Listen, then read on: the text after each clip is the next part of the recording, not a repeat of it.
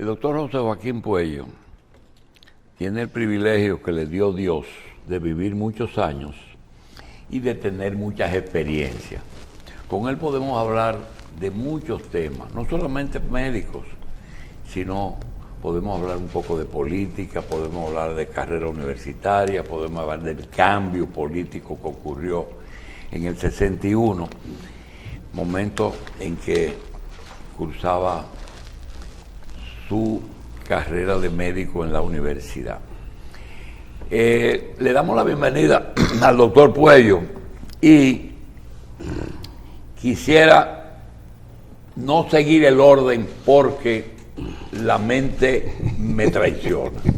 Doctor, uno de los elementos que hoy se pueden resaltar, y solamente quiero decirlo en su presencia, si usted quiere añadir algo, y es que usted logró que un gobierno reconociera una labor del gobierno anterior.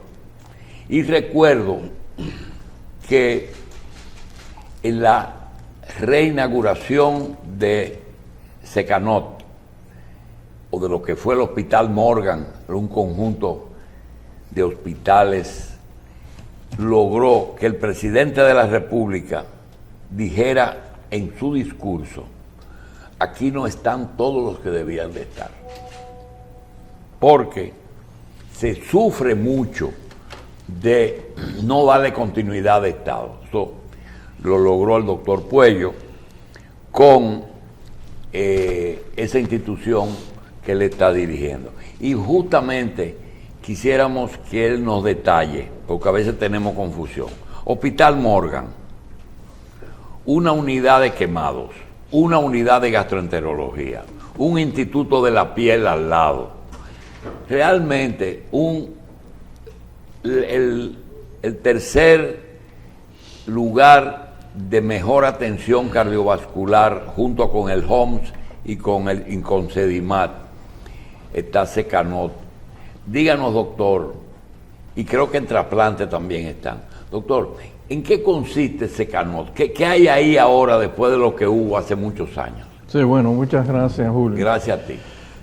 Te voy a pedir una anuencia de un par de segundos para rendir un homenaje a un gran amigo en este programa.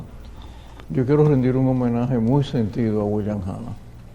William fue un hombre bueno, William fue un gran médico, William fue un ícono de la medicina dominicana. Y con mucho dolor, Julio, yo puedo decir que se nos están yendo los médicos icónicos, se nos están yendo.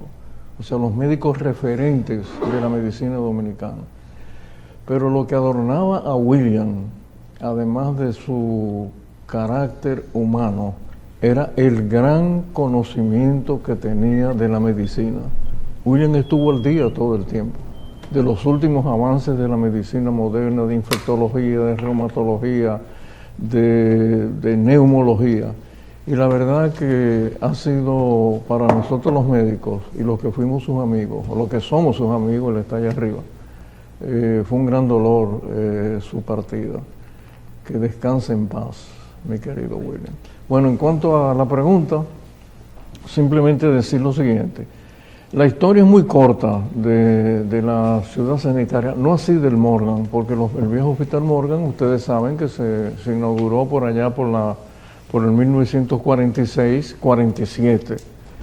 Pero con los años, el Morgan fue sufriendo una serie de calamidades que lo hacían un hospital prácticamente invivible. Te voy a dar un dato, Julio, o les voy a dar un dato. Se llegaron a invertir 2.000 millones de pesos en remodelación del Morgan. Y el Morgan seguía con hongos, seguía sucio, los baños no servían. José María Cabral Ibai. Sí, entonces llegó un momento en que la decisión era hacer ya un centro hospitalario de cierto nivel, sobre todo para esa población que ahora me entero que esa parte de la gran ciudad de Santo Domingo no es 1 millón de personas que tiene. Según los números que nos está dando preliminarmente el censo, es que esa parte de Santo Domingo puede estar cerca del 1,5 millones de personas. Recuerde. 1,5 millones. Sí, Recuerde. la parte, sí, o sea, de O sea, el área de influencia. del área de influencia. El área de influencia. Pero ayudando en quién hay, doctor. El padre Villini durante muchos años fue el hospital de la capital, ¿verdad? Sí. Pero el Morgan, antes del grupo de los Darío y de los Moscoso, era el hospital de la capital. Así es. El otro día que dieron a conocer que los récords se votaron y cosas, Sí. ahí estaban los récords de los que usted está señalando, de toda la capital Bueno, yo dominicana. te puedo decir, cuando yo llego al Morgan como practicante, que sería en el año 59, 60, no existía el Moscoso Puello, no existía el Derio Contreras, apenas comenzaba el Derio, eso era todo lo que teníamos. Bueno, la maternidad de la Altagracia y el Robert Reed. Pero ahora esa es una población inmensa que tenemos ahí. Y lo otro que quiero decir con mucha propiedad es que tú lo sabes, Julio, el Morgan ha sido, por así decirlo, bueno, Luis Eduardo Aybar, ha sido el hospital de referencia para el país entero. Yo voy ahora para allá, ¿verdad? Para el hospital. Y veo en la consulta, ¿de dónde viene usted? En Gaspar Hernández. ¿Y usted? De Polo. Entonces todavía hay una, vamos a decir, es un hospital referencial. Todavía hoy es así. Todavía hoy es así. Entonces, ¿cómo inicia todo esto? En un momento determinado se le hace la propuesta al presidente Medina. Él va al hospital, apenas está juramentado. Cuando él llega hay un tumulto enorme y finalmente yo no puedo hablar con él, pero ocurrió como Dios quiere que las cosas ocurran. 2 días más tarde yo me encontré con él en una comida en el Hotel Intercontinental, valga el anuncio, con los auxiliares navales dominicanos. Y me acerco, mi esposa Gina me dice, ve y habla con él. Y yo hablo con él y le digo, Danilo, ahí tenemos que hacer un hospital para los pobres. Anteriormente a eso, y ahora este sí es parte de la historia, anteriormente a eso, yo había visto junto con el doctor Astacio, con el doctor Valdés, con el doctor Rubén Andújar, habíamos ido a ver a Balaguer y le dijimos que nosotros queríamos un hospital de tercer nivel, mucho mejor que el antiguo hospital Aybar. Y Balaguer dijo lo siguiente, lo voy a repetir como lo dijo porque es parte de la historia. Dijo, ustedes lo que quieren es una plaza de la salud para los pobres. Esto no es peyorativo porque en la plaza de la salud ha hecho su trabajo, pero esa fue la impresión que Balaguer nos dio. Y en ese momento entonces nos dio al hospital unos 9 millones de pesos para que comenzáramos a Secanot.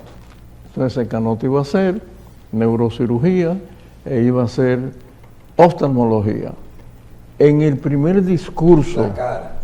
sí, solamente 2 especialidades. Sí, en el primer discurso del presidente Leonel Fernández, el primer discurso que él da, él anuncia en su toma de posesión que va a terminar lo que el presidente Balaguer había dejado. Esa es la historia. Y si yo doblo la historia, me voy a estar traicionando yo mismo. ¿Y hoy qué es? Entonces, ahora viene. Una vez llega el presidente Fernández, termina Secanot y añade, no me quiero dar ese mérito, pero fue un consejo sano que yo le di, presidente, haga el tercer piso de cardiología, por ser, como dice Guillermo, una de las enfermedades prevalentes en la República Dominicana.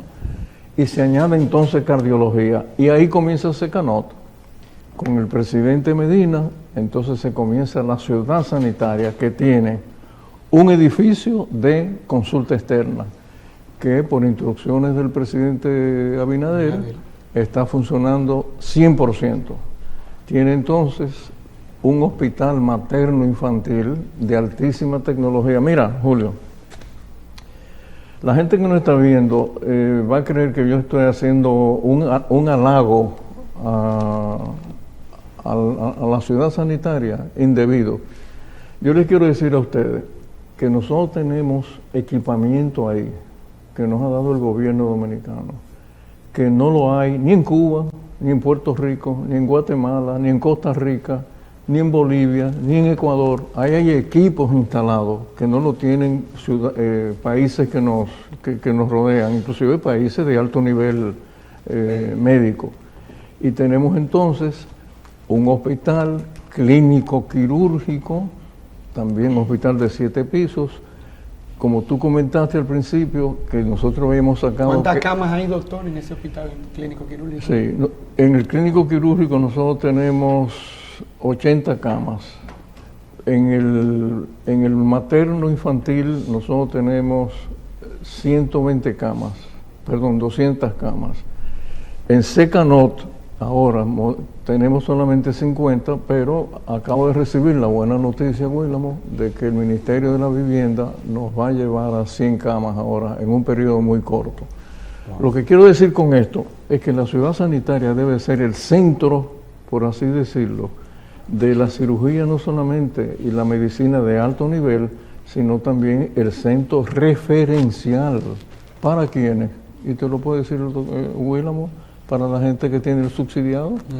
Porque sí, así es. Esa es la, ¿cómo se dice? Esa es la meta que nosotros tenemos, de atender esencialmente a las personas del régimen subsidiado. Ahora bien, si una persona con los seguros básicos, con los seguros de lo que sea, quiere ir a internarse con nosotros lo vamos a hacer, lo vamos a recibir con a veces da la impresión, doctor Puello, de que hay algo que no está terminado. ¿Qué falta en Secanot? La pandemia... o en Secanot o en la ciudad de la ciudad sanitaria. La pandemia nos dio muy duro. Nosotros tenemos los números.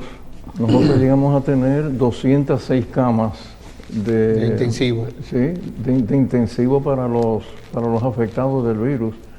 Hubo días que nosotros teníamos más de 100 pacientes en ventilación, más de 100 pacientes en ventilación al mismo tiempo.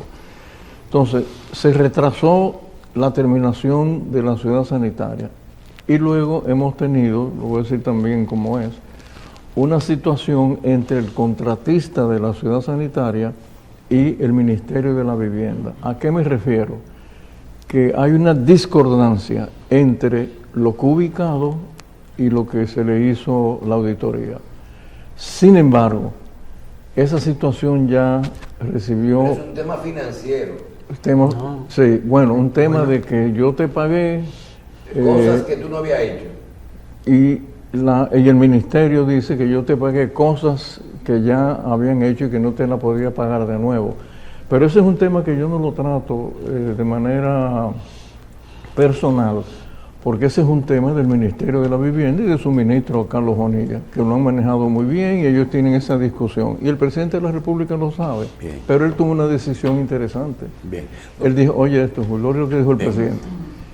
Doctor Puello. Déjame terminar esta parte. Yo ahora lo que voy a hacer es terminar lo que haya que terminar directamente de la Presidencia de la República. Y ya nosotros tenemos fechas fatales para abrir el resto de los hospitales. Bien. El doctor Puello tiene algunas cosas que él las ha construido con su esfuerzo y tiene algunas cosas que el cielo le ha deparado y que tiene que agradecerle a Dios. Por ejemplo, 60 años de médico. Él no está retirado, pero él también ha sido paciente. Él es médico y ha sido paciente. Él lo recuerdo en la universidad, lo recuerdo en el Gautier, lo recuerdo cuando llegó un médico que tuvo mucha incidencia aquí en esa especialidad, cuando llegó el doctor Ney Arias Lora aquí al país. Y llegó un momento en que nosotros recibimos el beneficio de una beca para cirugía cardiovascular en un momento en que no estábamos listos para preparar eso, pero el doctor Puello logró irse a Inglaterra, hizo su especialidad, regresó y ha sido ininterrumpidamente el neurocirujano de moda. Yo no sé cómo él ha logrado estar de moda durante casi 50 años como neurocirujano. Y lo digo porque el mismo cuerpo humano, el que diseñó el cuerpo humano, lo diseñó muy bien. Son 3 cavidades. Una que es una caja fuerte que guarda el cerebro, donde está la computadora y la programación. Una que guarda el corazón y los pulmones, que es una jaula óseo-muscular, y una que es blanda, que es el abdomen, dependiendo de la importancia de los órganos. El doctor Puello es neurocirujano, el cerebro lo atiende los neurólogos, la parte clínica, y los neurocirujanos, la parte quirúrgica. En todos los programas que él va, le hablan de los accidentes de motor, de cuáles son las principales. Nosotros queremos darle otro giro. Queremos decirle, doctor, en ese órgano que es el cerebro, ¿qué se aloja? Y segundo, cuando una persona cesa en sus funciones de vida, muere, el cerebro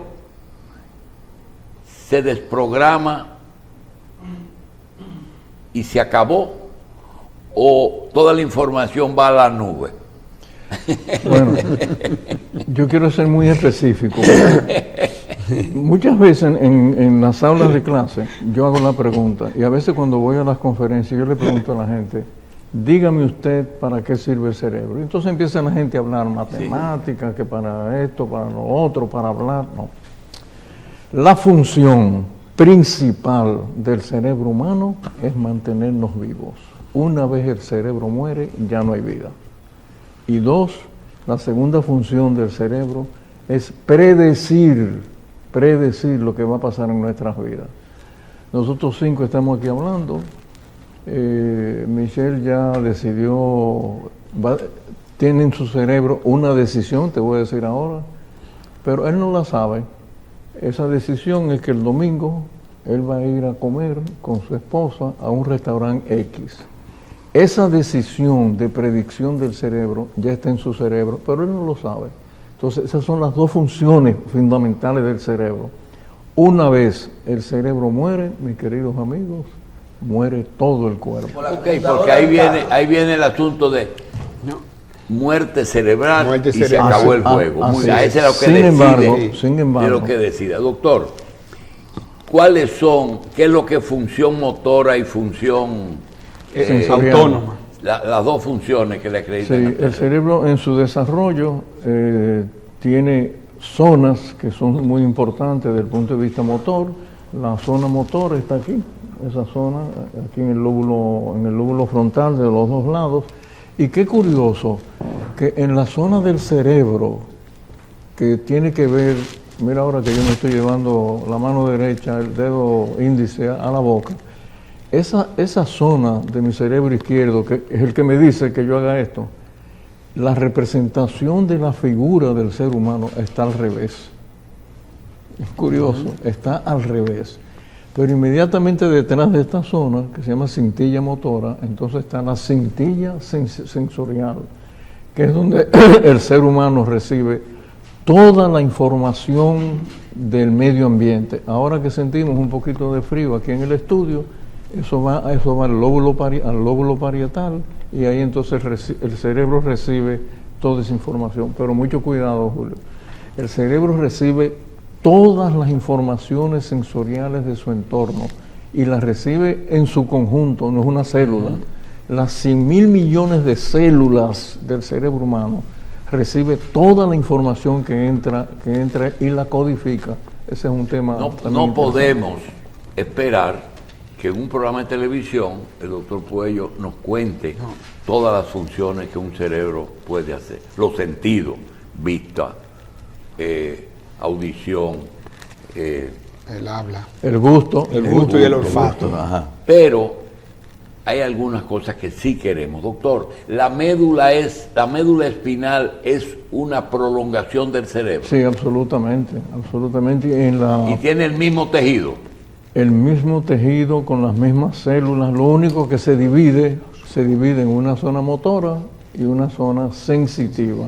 La parte anterior de la médula, que tiene el tamaño, el grueso de mi dedo índice, la parte anterior de la médula es motora.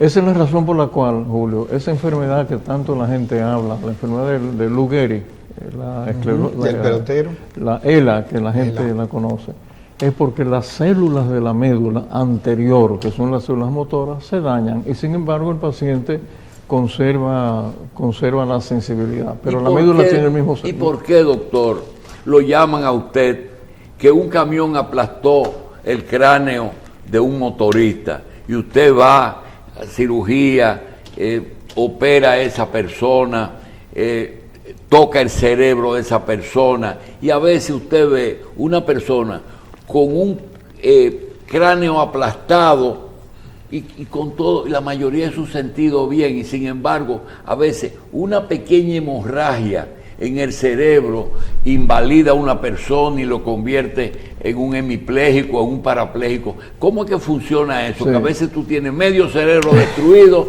y por el otro lado una cosita así Sí, te destruye. lo primero es decir algo que la gente no sabe: el cerebro no duele.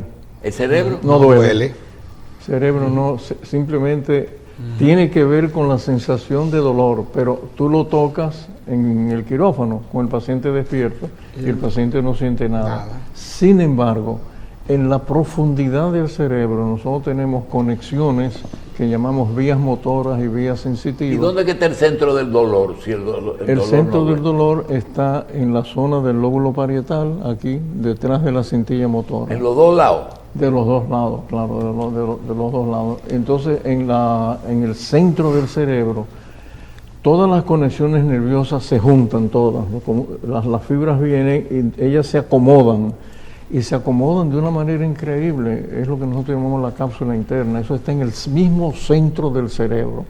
En la parte anterior de lo que se llama la cápsula interna es la parte motora. Por eso es que un infarto, Julio, del tamaño de la punta de un lapicero te produce un hemiplegia. Bien.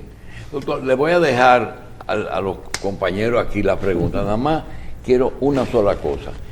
En las enfermedades del sistema nervioso, que tienen que ver con el cerebro y con la médula, ¿cuáles son las que son degenerativas, que no hay nada que hacer, y cuáles son las que definitivamente la cirugía pueden mejorar o curar? Sí, bueno, son muchas las enfermedades neurodegenerativas. Hay una que está de moda, que es el Alzheimer y las demencias, y otra que la conocemos hace mucho tiempo, desde hace Esas dos cosas no tienen nada que hacer el neurocirujano. No. En Alzheimer y en demencia senil. Finalmente va a ser un tratamiento químico. Sí, finalmente va a ser químico. Pero por otro lado hay enfermedades como el Parkinson, que la conocemos desde hace mucho tiempo, es lo que llamó el mismo Parkinson, llamó la parálisis agitante. Y yo quiero ser un poquito preciso con eso. No todo el que tiembla tiene Parkinson. Mucho cuidado con eso. El Parkinson, como se manifiesta, es si usted está con la mano en descanso, entonces usted empieza a temblar. Es lo que se llama la parálisis cuando la mano está arriba y tú tiemblas, eso no es No, porque hay otra condición que es bastante conocida también, que se llama el tremor esencial, que es ese movimiento suavecito que la gente tiene cuando va a tomar café, etcétera. Y esa enfermedad es probablemente familiar. Y la mejora, no se lleven de este consejo, yo solamente lo voy a decir, pero no se lleven de este consejo. El tremor esencial, los médicos lo diagnosticamos de la siguiente manera. El paciente viene, sabemos que no tiene los signos del Parkinson. El Parkinson tiene un signo interesante. Si yo a Michelle le doy aquí en la frente con mi dedo, él va a empezar a pestañear. Y pestaña más o menos 4 o 5 veces. Si uno le da en la frente con el dedo a un parkinsoniano, no pestaña. Sí, eso se llama el signo de la glabela. Y el otro signo es que cuando un parkinsoniano, miren bien, hace este movimiento, fíjense que yo lo hago así, ¿no? Suave. El parkinsoniano lo hace así. Se llama el signo de la rueda dentada. El paciente con el tremor esencial lo que tiene es simplemente el movimiento. Es el que tiembla, que no tiene Que Parkinson. tiembla, que no tiene Parkinson. Se toma un trago y se desaparece. Pero no se lleven de ese tratamiento. Pero, mira que ese solamente lo viene. Sí, solamente para el diagnóstico, bueno. pero ese, precisamente, con respecto a eso, uno quiere preguntarle también sobre esa Adelante, gente que señor. tiene los tics nerviosos. ¿Esos son manifestaciones de un trastorno neurológico? Dos cosas. Primer tic nervioso que vemos en la consulta es el párpado. El paciente que llega con el tic nervioso del párpado nada más. En medicina eso se llama mioquimia con K. Pero eso se quita simplemente con una pastilla antiestresante. Uno le da un poco es por estrés. Sin embargo, hay otro movimiento que es el de la cara completa, es la cara la que se mueve cada cierto tiempo, se llama hemiespasmo facial. Pero esa condición patológica se debe a que aquí detrás, en el cerebelo, hay una arteria, no voy a mencionar el nombre, una de las arterias más importantes que tenemos, que choca al nervio facial, lo choca, le va dando, le va dando. A medida que choca al nervio facial, que es el que mueve la cara, entonces el paciente hace esto. Yo pensaba que eso era un tic. Sí, pero eso se opera. Los que no se operan le ponemos un poquito de botox, simplemente para mejorarlos, pero finalmente hay una cirugía que nosotros hacemos, una cirugía de cierta envergadura, porque es en el tallo cerebral. Nosotros entramos y entonces colocamos, ustedes se van a reír un poco, colocamos un sellito de teflón, repito, de teflón, entre el nervio y esa arteria y desaparece. El espasmo. Un amortiguador. Sí. Sí, es para que no lo choque. Pero Doctor, es teflón, usamos teflón. Doctor, me llama la atención cuando usted dice que el cerebro, su función principal es mantenernos vivos. Sí. Entonces, a veces uno le da la impresión como de que hay órganos que tienen una autonomía. Por ejemplo, el cerebro es el que le dice al corazón que lata, o el que le dice al estómago suelta los jugos gástricos.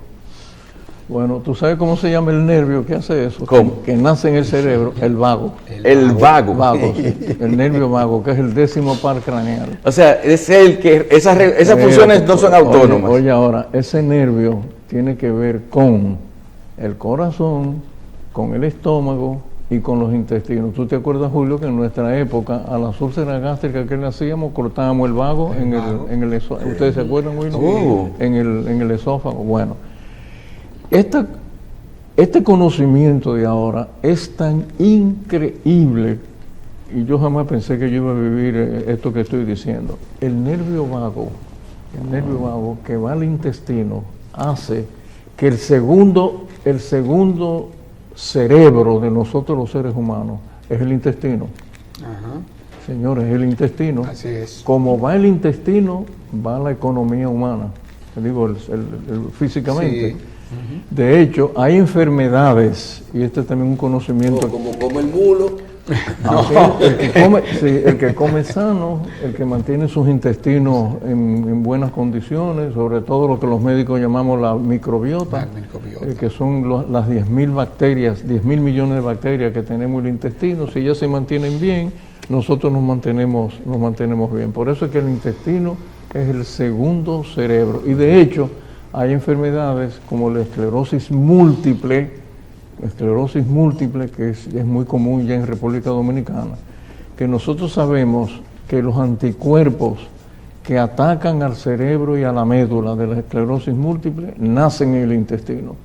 De ahí esa condición, esa unión tan importante entre el cerebro y el intestino en particular. Bueno, definitivamente, o sea, yo no sé si me toca hacerle alguna pregunta, porque yo estoy extasiado con la clase, como volviendo a muchos puntos y aprendiendo cosas nuevas también, porque sabemos que en medicina no se acaba ningún día. Y fíjese cómo usted magistralmente comenzó a hablar de esa función del cerebro, ¿verdad? Que nosotros no estamos conscientes de ella, pero que está percibiendo todo el entorno y está organizando, no el momento, sino la continuidad y el futuro más adelante.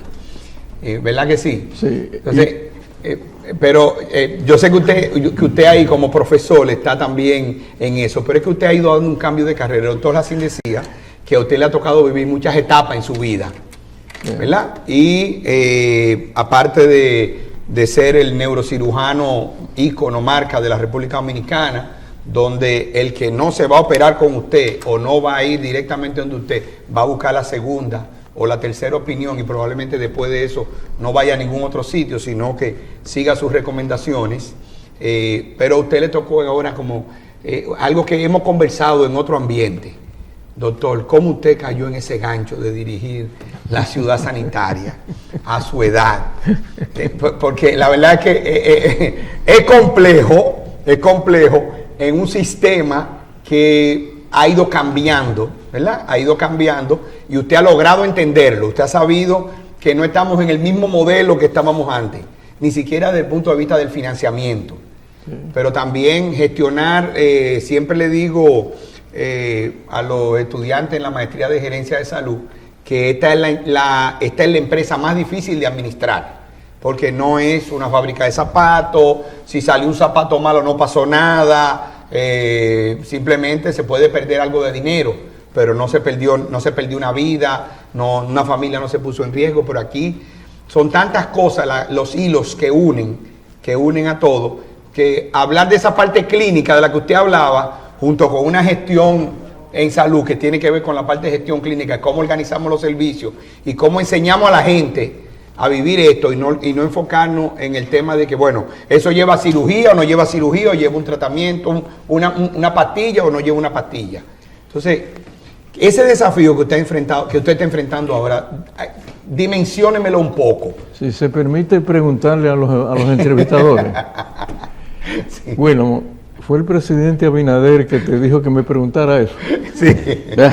Porque esa misma pregunta me hizo él. Cuando el presidente Abinader ustedes se acuerdan que al principio, después de que ganó las elecciones, él tenía una oficina en el hostal Nicolás de Obando. Y en la noche yo voy con mi esposa a verlo y hablamos entonces de la ciudad sanitaria. Y él me pregunta a mí: doctor, ¿y usted se va a meter en eso? Y yo le contesté lo que contesto ahora públicamente. Yo en un hospital me siento como un pez en el agua. Como un pez en el agua. He pasado mi vida entera en un hospital. Dios me dio la oportunidad de estar en los grandes hospitales del mundo. No lo voy a mencionar porque también parecería un autohalago, pero la verdad que mi trayectoria de formación... No, pero siéntase bien sintiéndose autohalagado, que fueron 13 años de formación. Uno, por ósmosis, uno aprendió cómo deben manejarse, aunque es complejo. Doctor, hace 2 o 3 días consulté a un neurólogo para un problema de marcha y me dice, es que y no entendí lo que me dijo. Me dice, la principal función del cerebro es adaptación. ¿A qué me estaba hablando? Sí, el cerebro se adapta, señor, el cerebro se adapta. ¿Se adapta o adapta? Sí, se adapta. El cerebro recibe toda la información durante el día de las cosas que hacemos. El cerebro predice. El cerebro es el único órgano conocido en el planeta Tierra que piensa en pensar. El único. ¿Que piensa? En pensar, el único. Ni la computadora, la Deep Blue, la famosa computadora Deep Blue, no piensa en pensar. El único instrumento que está en este planeta, no son los otros, en este planeta, que piensa en pensar, es el cerebro de nosotros. Pero lo que usted está diciendo entonces nos deja claro que nunca la inteligencia artificial va a superar el cerebro nunca, humano. No hay posibilidad. No lo va a hacer. No, es una imitación, es una emulación la inteligencia artificial. No hay posibilidad ninguna de que una computadora pueda ni remotamente parecerse al cerebro humano. Pero esa acumulación de cosas no la tiene un cerebro, la tiene lo que pasa con la computadora, y perdónenme, doctor, y como hemos hablado en otros programas de inteligencia artificial, es que no se cansa, ese simplemente, o sea, está trabajando 24 horas, no tiene que dormir. La combinación de muchos cerebros juntos. No, perfecto. La velocidad de comunicación. No es tanto de cerebro, es de información y su capacidad de procesamiento. Pero fíjense lo que el doctor decía anteriormente, y es que nosotros hablamos de inteligencia artificial y decimos, el teléfono me está escuchando. Nosotros hablamos de tal cosa y él empezó a salirme anuncio de viaje a tal lugar. Sí, pero es porque porque está escuchando del entorno y está entonces trayéndome esa información. Pero el doctor decía, el cerebro está percibiendo todo el entorno 360, 24/7 todo el y está preparándote a ti para lo que tú vas a hacer más adelante. Cuando nosotros tenemos la capacidad de traer eso a la memoria consciente, entonces podemos nosotros de manera consciente impulsar esas cosas. Sí. ¿Es así o no es así, Así doctor? mismo Sí. es. Y mira, Julio, el cerebro es tan especial, y voy a mencionar algo más de las funciones del cerebro. No solamente el cerebro piensa en pensar, sino que el cerebro es creador, quiero decirlo con mucha propiedad, de tu propia percepción, Julio. Lo que tú, Repita. bueno, lo que tú encuentras, yo les voy a preguntar a ustedes, al panel, cuál es el color preferido de ustedes, y estoy seguro que ustedes no van a coincidir. Si el tuyo es azul, que es el más bello por el Licey, por supuesto, ¿no? Digo, el azul es el más bello por el Licey. ¿Sí o no? Tuyo. No, pero Aquí hay pero escogidita, en doctor, serio, también. pero en serio, la percepción de tu cerebro nunca será igual a la mía. 2, tu cerebro nunca volverá a repetirse. No hay ninguna posibilidad de que se vuelva a repetir. En toda la historia de la neuroantropología no hay dos cerebros iguales, ni los gemelos, Julio. Entonces eso quiere decir que el cerebro es único, que es irrepetible y que por supuesto tú no lo puedes asociar con una computadora por algo que te voy a decir. ¿Qué tiempo le tomó al cerebro humano desarrollarse? Señores, nosotros lo sabemos. Sabemos, no el día. No, el no, día. pero espérese. Nosotros le damos ese desarrollo. Claro, y fuimos... Es decir, el cerebro de Sí. hoy no es el cerebro de hace 500 años. Claro que no. No, yo te voy más lejos. que lo diga. El cerebro de los seres humanos que estuvieron, para darte una fecha exacta, de 1890 al cerebro que tenemos ahora en el 2023 es totalmente diferente. Efecto Flinch se llama. Eso quiere decir que el cerebro crece. Doctor, usted dijo algo hace un ratito, dice, y la gente quizá no entiendan que el alimento que absorbe el intestino es mucho más importante, inclusive para el cerebro, de lo que muchos gentes se piensan. ¿Cuál es el combustible del cerebro? Solamente tiene dos, ¿Cuál? el oxígeno y la glucosa, nada más. ¿El oxígeno? Y glucosa. Azúcar y oxígeno. Sí, y tiene entonces una trama, ¿no? un soporte que se llama colesterol. Por eso es que la gente no puede bajar demasiado el colesterol, porque el cerebro, cuando nosotros estamos operando y tú lo tocas, tú te das cuenta que es una masa que parece una gelatina. ¿Qué compone el cerebro ahí dentro? Bueno, lo compone el colesterol, pero él se alimenta nada más de oxígeno y de glucosa. De hecho, ustedes lo saben, William y Julio, si usted le baja el azúcar por debajo de 40 miligramos por 100 cc de sangre, usted entra en estado de coma. Sí. Doctor, Una pues, pero- mire, una la pregunta, rutina el es un colesterol. problema, y el doctor William ahorita le preguntó que cómo uno se mete en ciertas cosas, pero yo le voy a preguntar, cuando yo veía a usted o al doctor Arias que preparaban su cirugía para una trepanación, por ejemplo, y veía que ustedes, ese día de neurocirugía era muy especial, porque esa es una sala especial con muchísimas cosas. Doctor, cuando usted está tocando un cerebro, usted tiene que estar pensando todo el tiempo de la cirugía, lo que está haciendo, que está pensando en lo que usted dijo, en la vida de esa persona, todo el tiempo que la está tocando. Sí, yo creo que no hay un momento de relajamiento ahí, porque es que un simple error yo lo voy a poner en términos cuantitativos, un error de 0.3 centímetros significa la vida o la muerte de un ser humano cuando operamos en el tallo cerebral. Pero también cuando estamos en la masa del cerebro, un error de nosotros en una zona elocuente, que es como se dice hoy día, una zona elocuente del cerebro, tú puedes dejar a un paciente con una lesión permanente. Por suerte, como decía William, Nosotros tenemos muchos buenos neurocirujanos. Miren, la medicina dominicana en neurociencia ha avanzado Sí, extraordinariamente. pero a veces yo veo que el oftalmólogo y el neurocirujano cogen un oftalmoscopio y miran el fondo de ojo. Usted ve un nervio ahí que va al cerebro. Bueno, yo le digo a los estudiantes, ¿cómo usted ve el cerebro en su consultorio? Con el fondo de ojo, porque el nervio óptico es la primera extensión del cerebro. Cuando tú ves el fondo Que no de es ojo, igual al auditivo, ni es igual al No, gusto, porque el ni es audi- igual al no, tacto. el El audi- óptico es Es por lo corto que es ese nervio en comparación con la distancia. No, el nervio óptico. El ojo es parte del cerebro. No, el nervio óptico es muy largo. Sí. Y él Porque se va hasta extiende desde los ojos, desde los globos oculares, él entonces se extiende, se entrecruza. Es interesante, quiasma. las fibras del nervio óptico del ojo derecho se entrecruzan y se van para el lado izquierdo.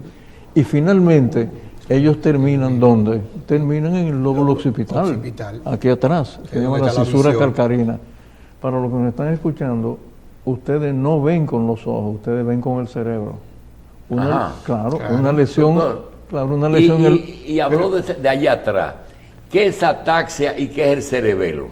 ¿Para qué sirve eso? cerebelo es el órgano, creíamos, queridos amigos, creíamos que era el órgano del equilibrio. Del equilibrio. No, el cerebro también tiene que ver con el ánimo. El cerebro interviene, ¿Con el el? cerebelo con el ánimo. Ajá. El cerebelo interviene en el ánimo de nosotros los seres humanos. De hecho, algo que inclusive los estudiantes de neuroanatomía no saben, de los 100.000 millones de neuronas que tiene el cerebro humano, 50%, Julio, está en el cerebelo. Hoy sabemos que ese órgano no solamente es del equilibrio y de la coordinación, es un órgano que tiene que ver inclusive con la depresión. Hay pacientes deprimidos que lo que tienen es una lesión en el cerebelo. Mira, en la cirugía del cerebelo, una de las cosas que nosotros cuidamos es ver si el paciente hace una úlcera estomacal, se llama úlcera de Cushing, porque sabemos que él también interviene en la producción de jugo gástrico. Entonces es increíble lo que hoy nosotros sabemos del cerebelo, que en la época de nosotros, sobre todo la época tuya y mía en la universidad, no lo sabíamos. Entonces la ataxia no es un daño del cerebelo. La ataxia, para los que me están escuchando, la ataxia, que es un término griego, es la pérdida del equilibrio. El paciente con ataxia no puede caminar poniendo un pie delante del otro porque se va de lado. ¿Es fisiológica en los viejos? Sí, por la pérdida de las Cuando neuronas. dice camina lerdo, eso Claro. es una falla de la ataxia. Pérdida de neuronas. Usted habla, entonces precisamente viene mi pregunta de la vida de las neuronas. Es decir, nosotros nacemos con una misma cantidad de neuronas y morimos con ellas, se mueren y se sustituyen, o cómo funciona eso. Preámbulo. Las neuronas nacen de la piel. ¿De la? Piel. Son los dos órganos que se forman primero. ¿Qué se forma primero cuando se une el espermatozoide y el óvulo? La piel. Porque no podemos vivir sin piel. ¿O podemos? No podemos vivir sin piel. A las 4 semanas, después de unirse el óvulo con el espermatozoide, entonces la piel se invagina. Esto quiere decir, se va a la profundidad. Y entonces empieza a formar el sistema nervioso. Quiere decir que nosotros, los seres humanos, compartimos una célula común, la de la piel y la del cerebro. Entonces nacemos con 100.000 millones de neuronas. Y ahora doy un dato que no lo sabíamos. Las neuronas se van produciendo y reproduciendo hasta los 30 años de edad. Y ahí entonces empezamos a perderlas. ¿Cuántas perdemos? Lo sabemos también. Perdemos 10 millones todos los días. Doctor Puello, todo el sistema, todos los sistemas de un organismo están relacionados entre sí. Hay que entender sí. eso. Es decir, no hay un cerebro solo, ni un cerebro digestivo, todo está integrado. Sin embargo, el sistema hormonal tiene mucho que ver con el cerebro o es un mundo aparte. Sí, no solamente eso, sabemos cuándo ocurrió. Ese fue un salto, eso fue un salto cualitativo en la neuroantropología. Tenemos inclusive, sabemos los años, en cuáles años de los 70.000 años de desarrollo del cerebro, sabemos cuándo ocurrió. Son los que se llaman los neurotransmisores y fue, por así decirlo, un salto increíble de la naturaleza que creó los neurotransmisores. Hasta ese momento, el hombre antiguo no hablaba. Y cuando el hombre comienza a hablar, los primeros hombres, los neandertales, comienzan a expresarse, es porque hubo un salto cualitativo genético.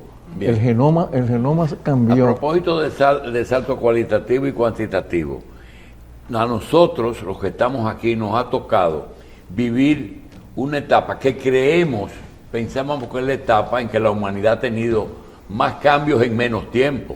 Sí. Es decir, usted coge los finales del siglo pasado, los 80, los 90, la computadora. Doctor, desde el año 66, 67 que usted regresa, más o menos por ahí, ¿verdad? Sí. ¿Y qué ocurre en neurocirugía, fuera de la resonancia, de la tomografía axial computarizada, etcétera? ¿Cuáles son los cambios que ha tenido usted más trabajo para actualizarse? Ok, 1974. 74. Los Beatles donan 2 millones de libras esterlinas para producir el primer tomógrafo. El primer tomógrafo, yo lo vi el primero, lo vi en el Neurológico de Londres porque invitaron a todos los que estudiamos allá a verlo. El día que llegamos, que estaban los Beatles, los 4. Sí. El día que llegamos al hospital, los antiguos alumnos, y nos presentaron la primera tomografía, nosotros no lo podíamos creer, que pudiéramos ver al cerebro. Bueno, si ustedes comparan ahora esa tomografía con lo que nosotros vemos hoy día, es del cielo a la tierra. ¿Sabe la gente que es muy probable que... El perfeccionamiento de la tomografía. No solamente eso, Julio, se ha perfeccionado tanto el ultrasonido que es muy probable que en un tiempo relativamente corto ya no nos sirva para nada la tomografía ni la resonancia. De hecho, creo que lo puedo decir, William, tú que estás en Senasa. De hecho, el presidente de la República está ordenando... La sonografía es ultrasonido, ¿verdad? Está ordenando una inteligencia artificial con sonografía para la ciudad sanitaria, donde ya nosotros no vamos a usar en el quirófano ni la tomografía ni la resonancia magnética. Y habría que ver la resolución que tiene el ultrasonido moderno, lo cual es increíble. Doctor, el gran dilema del familiar, usted dijo que cuando muere el cerebro es que la vida cesa. Sin embargo, a veces usted tiene una persona con muerte cerebral, 5 o 6 años, la familia insiste, puede pagar los gastos, y hay resurrectos, hay personas que han vuelto a su... Esa situación, el neurocirujano, ¿qué recomienda? Quitando lo económico. Bueno, sí, pero aquí hay una parte, aquí hay un dilema moral. Bioético. Un dilema moral. Sí, claro. Mi opinión, Julio, que no necesariamente la tienen que compartir mis colegas, es la siguiente. Yo soy un creyente. Yo creo firmemente, Julio, de que yo no soy Dios. Yo no puedo decidir sobre la muerte, solamente Dios. A mis pacientes yo les digo, a los familiares, yo no puedo practicar la eutanasia porque solamente yo soy un creyente. Yo creo que la muerte, de mi punto de vista, otras personas pueden tener otra... Ni lo económico... Sí, yo sé que lo económico también influye, pero yo creo que un médico, el médico tiene derecho sobre la vida, no sobre la muerte. Y yo eso lo creo firmemente, Julio. Yo sé que hay muchos temas ahí. Su deber es mantener vivo. Nosotros estudiamos deontología. ¿Ustedes se acuerdan en la universidad? Ética. Nos daban ética. Entonces yo creo que la ética del médico tiene que seguirla, a veces hasta un punto que uno hasta le hace daño un poco a la familia desde el punto de vista económico. Pero yo no creo que uno debe practicar la eutanasia, yo no creo en eso. Hoy día, un neurocirujano, con la experiencia que tiene usted, ¿para cuántos años usted cree que está diseñado el cuerpo, el cerebro? Bueno... porque hasta una vela se apaga, doctor. Yo te puedo decir, por ejemplo, vamos a ver, el himno de la alegría, el autor del himno de la alegría lo compuso a los 90 años. Mao gobernó China hasta los 90 y pico de años. De Gaulle gobernó Francia hasta los 90 años. Yo creo que tiene mucho que ver con dos cosas: el estilo de vida. Y lo genético no. Y lo genético, que tiene un peso específico. No hay ninguna duda que nuestros genes deciden lo que nosotros somos. Pero la genética también se acomoda y se va readaptando. Claro, y cambia. Y cambia. Yo te voy a poner, yo te voy a poner un ejemplo. Sí, la Guílamo, genética va cambiando. Guílamo, yo te voy a poner un ejemplo. Cuando los astronautas de la NASA lleguen a Marte, ¿ustedes saben cuál es el primer problema que ellos van a tener? El ciclo circadiano. Porque el sueño de nosotros, que sabemos cuándo empezamos a dormir, ya eso lo sabemos, es de 24 horas. En Marte es de 30 horas. ¿Cómo ellos se van a aclimatar a un ciclo circadiano que está en el ADN?